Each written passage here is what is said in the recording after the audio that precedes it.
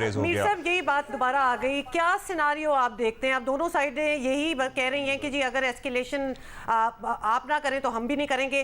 जिस तरह शाहजेब कह रहे हैं कि एक विंडो निकल सकती है अगर अब डी एस्केलेशन की बात की जाए, लेकिन आपको लग रहा है कि नहीं, ये डिसेप्शन है, अभी भी तैयारी है फॉर समथिंग मच बिगर।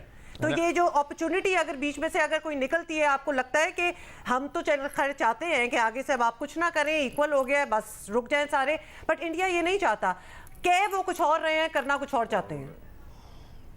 बिल्कुल, मैं आपके सवाल में ही मेरा जवाब मौजूद है और मैं यही कह रहा हूँ कि पहले भी इंडिया ने डिसेप्शन के ज़रिए आपको बेवकूफ़ बनाने की कोशिश की।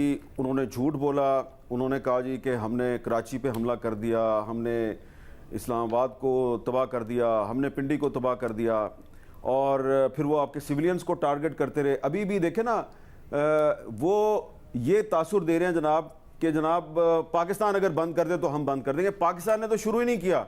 तो इस वक्त जो हो रहा है, जो मेरे पास, आपके पास भी इंफॉर्मेशन आ रही होगी, जो मेरे पास भी इंफॉर्मेशन आ रही है, तो इंडिया के ड्रोन जो हैं वो आप राजनपुर में गिरा रहे हैं। अभी थोड़ी देर पहले राजनपुर में हमने उनका ड्रोन गिराया, राजनपुर में। इसी तरीके से लाहौर में और कुछ और इलाकों में जो वो सिविलियंस को टारगेट कर रहे हैं, सिविलियंस को टारगेट कर रहे हैं। लाहौर में उन्होंने एक इंडस्ट्रियल जोन है, उसको टारगेट किया है।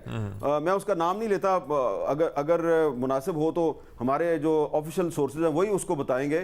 तो उन्होंने वो सिविलियंस को टारगेट कर रहे हैं। हमने अभी तक उनके सिविलियंस को टारगेट नहीं किया। हमारे पास सबूत मौजूद है, एविडेंस मौजूद है कि इंडिया ने पिछले 3-4 दिन में हमारे सिविलियंस को टारगेट किया है। वो भी दिखाएं ना कि हमारे किसी मिसाइल ने सिविलियंस को टारगेट किया है, वो नहीं दिखा रहे।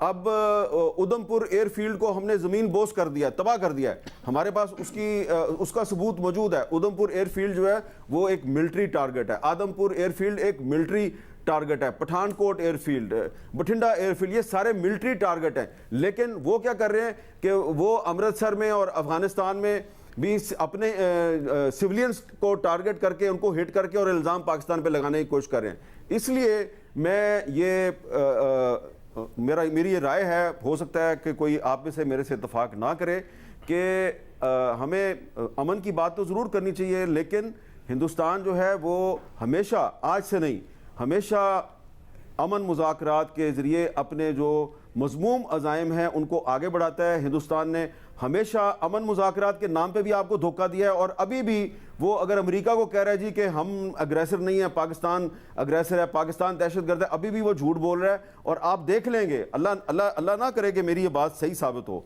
अल्लाह करे कि मैं गलत साबित हो जाऊं, लेकिन जो इंडिया का ट्रैक रिकॉर्ड है, जो बीजेपी की और आरएसएस की आइडियालॉजी है, जो उनके लीडरों के दावे हैं, उनको अगर आप सामने रखें, तो अभी तक अनफॉर्चुनेटली, बदकिस्मती से मैं सही साबित हुआ हूं। मैं पहले भी आपको कह रहा था वो अटैक करेंगे, उन्होंने अटैक किया, फिर मैंने दोबारा कहा कि वो अटैक करेंगे, उन्होंने दोबारा अटैक किया। अभी भी अगर डार साहब जो हैं वो अमन की उम्मीद का इजहार कर रहे हैं तो बड़ी अच्छी बात है, मैं भी अमन की उम्मीद का इजहार करता हूं, लेकिन अफसोस के साथ कह रहा हूं कि ऐसा नहीं होगा और इंडिया दोबारा अटैक करेगा। इसलिए हमें होशियार रहना चाहिए।